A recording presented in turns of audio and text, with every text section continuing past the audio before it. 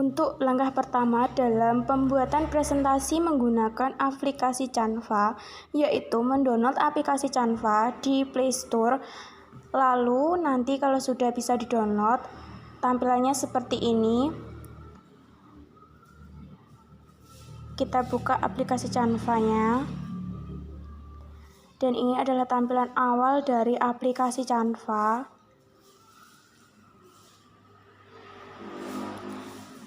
Dan ini adalah dashboard penampilan dari aplikasi Canva. Di sini saya memilih presentasi. Di sini banyak tema yang bisa dipilih untuk pembuatan presentasi menggunakan aplikasi Canva.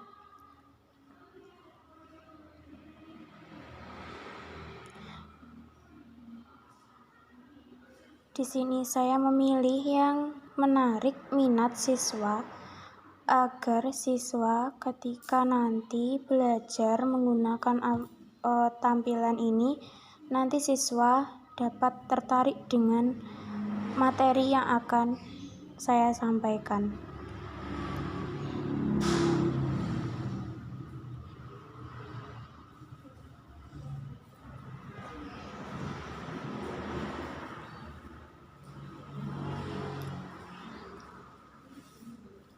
Tampilan yang saya pilih adalah tampilan yang ini.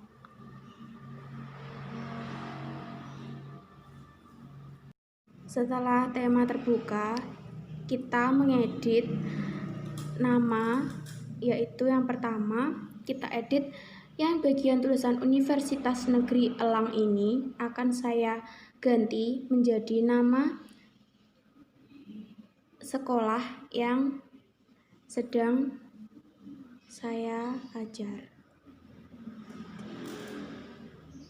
Di sini saya ganti yaitu MI Tarbiyatul Walbanat.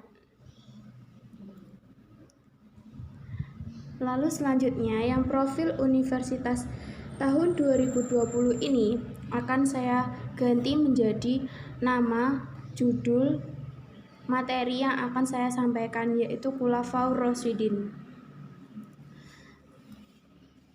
Disusun oleh bagian pendaftaran ini akan saya ganti menjadi disusun oleh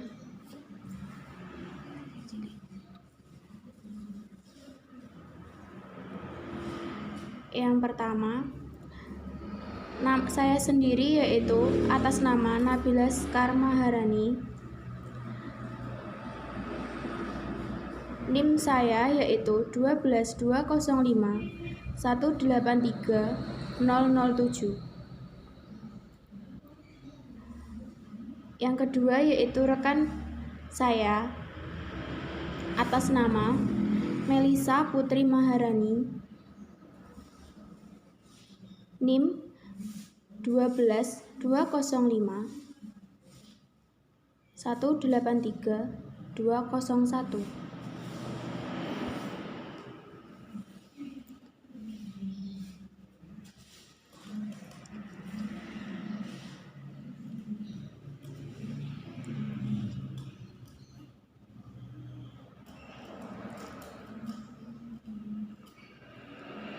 Setelah saya ganti, tampilannya menjadi seperti ini. Untuk selanjutnya yaitu slide kedua. Di sini saya akan menulis yaitu tentang pengertian Khulafaur Rasyidin.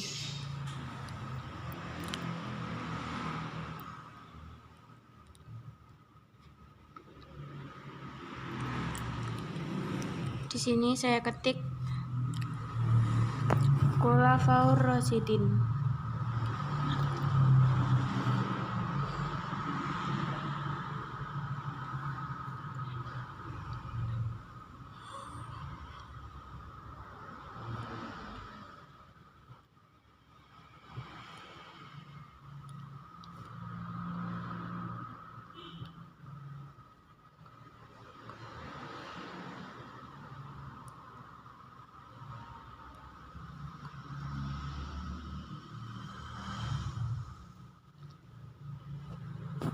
Di sini karena spasinya masih belum tertata, jadi di sini saya akan merapikan terlebih dahulu spasi dari setiap kata.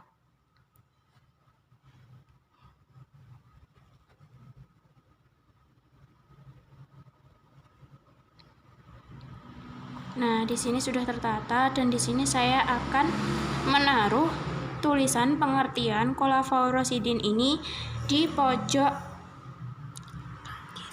kiri atas.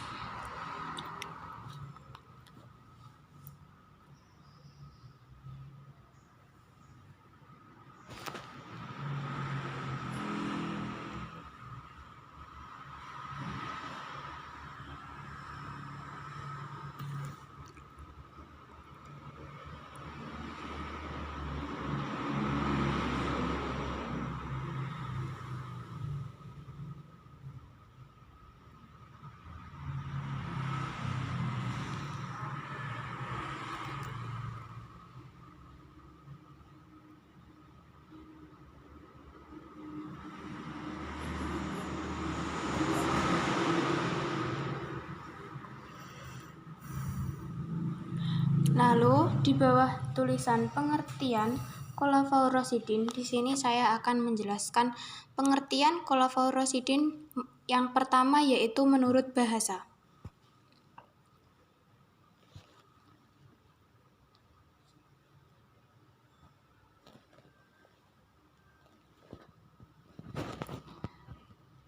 Kolafaurasidin menurut bahasa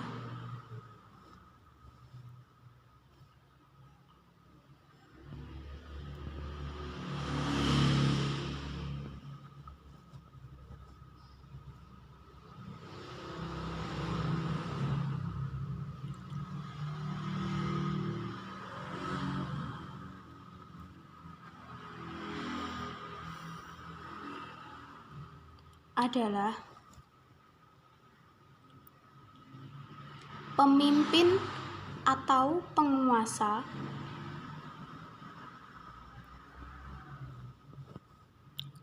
yang bijaksana dan selalu mendapat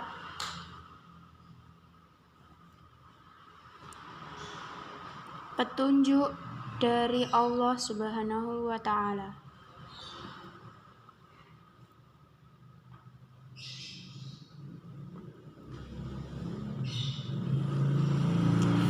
Lalu yang kedua yaitu pengertian kulafaurasidin menurut istilah.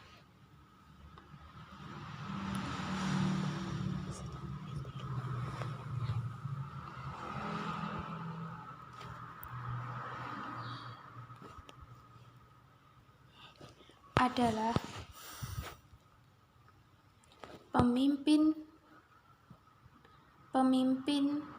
umat atau agama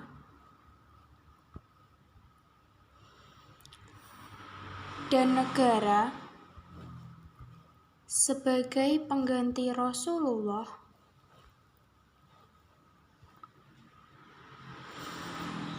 setelah beliau wafat, untuk melanjutkan misi dan perjuangan Rasulullah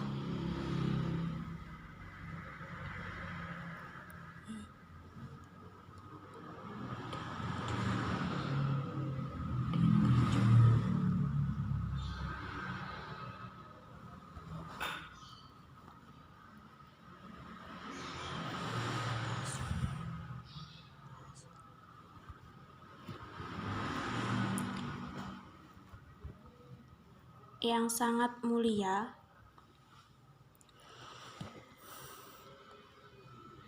yaitu menjunjung tinggi syariat agama Allah Subhanahu wa Ta'ala.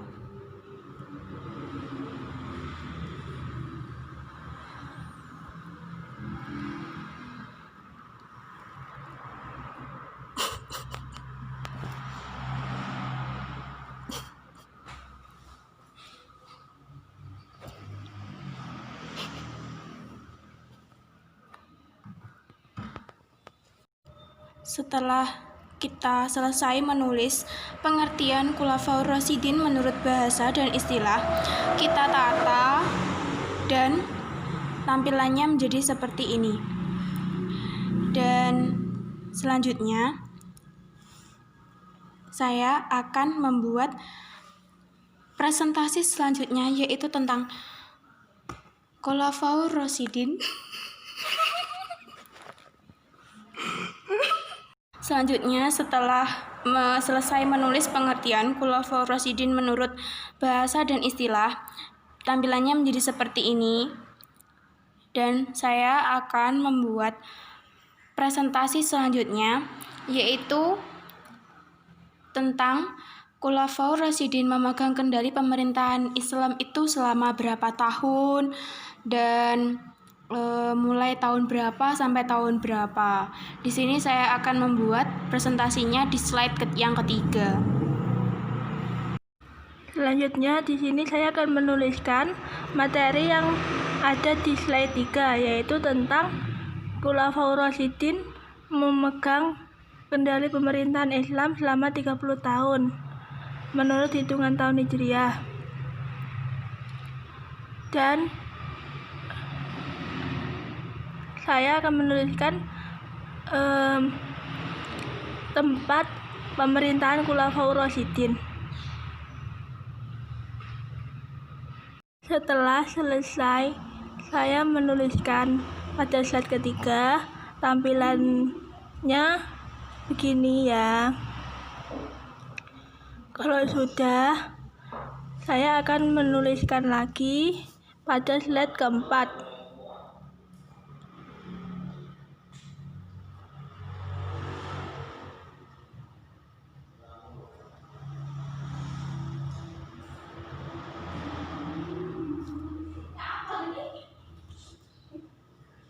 Pada slide keempat saya akan menuliskan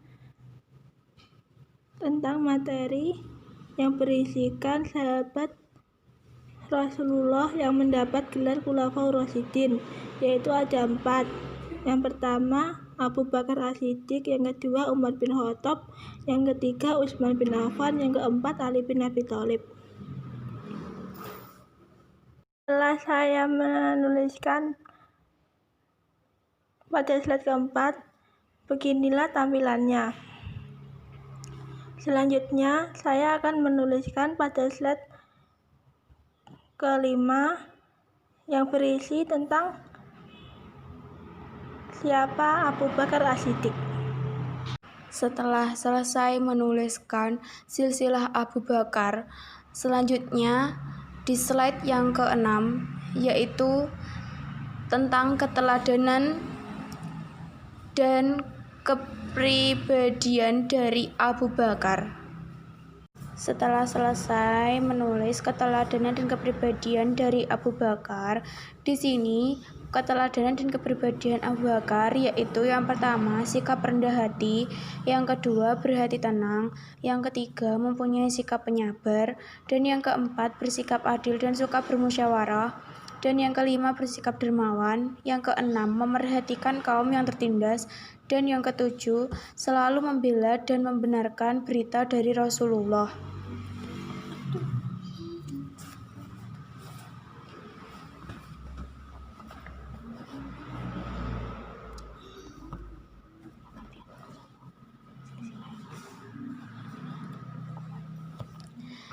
Untuk selanjutnya di slide ke-7 saya akan menjelaskan tentang silsilah dari Umar bin Khattab. Setelah selesai menulis silsilah dari Umar bin Khattab, yaitu Umar bin Khattab lahir pada tahun 574 Masehi. Dia adalah putra pasangan Khattab bin Naufal dan Khantamah bin Hisham, berasal dari suku Ad, yaitu suku yang terpandang di kalangan orang-orang Quraisy sebelum Islam. Garis keturunan Umar bertemu dengan Rasulullah pada Ka'ab bin Lu'ay, yaitu keturunan ke-9 dari Umar. Selanjutnya, di slide ke-8, saya akan menuliskan tentang keteladanan dan kepribadian dari Umar bin Khattab. Selanjutnya yaitu tentang keteladanan dan kepribadian Khalifah Umar bin Khattab, yaitu yang pertama, beliau seseorang yang mandiri, yang kedua, beliau juga seseorang yang pemberani, dan yang ketiga, beliau juga seorang yang cerdik, dan yang terakhir yaitu beliau ialah seorang khalifah yang bertanggung jawab. Selanjutnya, pada slide ke-9, saya akan menjelaskan tentang silsilah dari Khalifah Utsman bin Affan.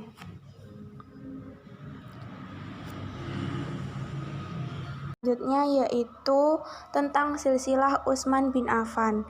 Utsman bin Affan lahir pada tahun 574 Masehi dari golongan Bani Umayyah. Utsman bin Affan merupakan putra dari pasangan Affan bin Abu As bin Umayyah bin Abdul Syam bin Manaf dan Arwa binti Baidah binti Abdul Muthalib bin Hashim bin Abdul Manaf. Beliau berasal dari kabilah Umayyah, masih bagian dari suku Quraisy. Selanjutnya, di slide 10, saya akan menjelaskan tentang keteladanan dan kepribadian dari Utsman bin Affan. Selanjutnya yaitu keteladanan dan kepribadian Khalifah Utsman bin Affan. Yang pertama yaitu sifatnya yang lembut dan pemalu membuat Utsman disegani Rasulullah dan malaikat. Yang kedua yaitu selalu merasa sungkan kalau sampai tak menolong kaumnya yang kesulitan. Yang ketiga yaitu kekayaan melimpah di tangan Utsman. Selanjutnya yang keempat punya gagasan brilian dalam membukukan Al-Quran menjadi mushaf pertama kali. Yang kelima yaitu sabar dan berserah diri pada Allah Subhanahu wa Ta'ala saat fitnah besar menimpanya di penghujung hayat. Selanjutnya di slide yang ke-11 saya akan menuliskan tentang silsilah dari Khalifah Ali bin Abi Thalib. Selanjutnya di sini saya menjelaskan tentang silsilah dari Khalifah Ali bin Abi Thalib. Ali bin Abi Thalib adalah sepupu dari Rasulullah. Beliau merupakan anak dari paman Rasulullah yaitu Abu Thalib dan ibunya bernama Fatimah binti Asad. Beliau lahir pada 13 Rajab 23 sebelum Hijrah atau 599 Masehi. Selanjutnya, di slide yang ke-12 saya akan menjelaskan keteladanan dan kepribadian dari Ali bin Abi Thalib. Selanjutnya yaitu tentang keteladanan dan kepribadian dari Khalifah Ali bin Abi Thalib. Yang pertama yaitu bersikap tawaduk walaupun memiliki jabatan. Yang kedua, pemimpin yang peduli terhadap rakyatnya. Dan yang ketiga yaitu senantiasa mengingatkan sesama terhadap kebaikan. Selanjutnya, di slide ke-13 saya akan menjelaskan tentang tugas-tugas dari Khulafaur Rasyidin, yaitu sebagai berikut.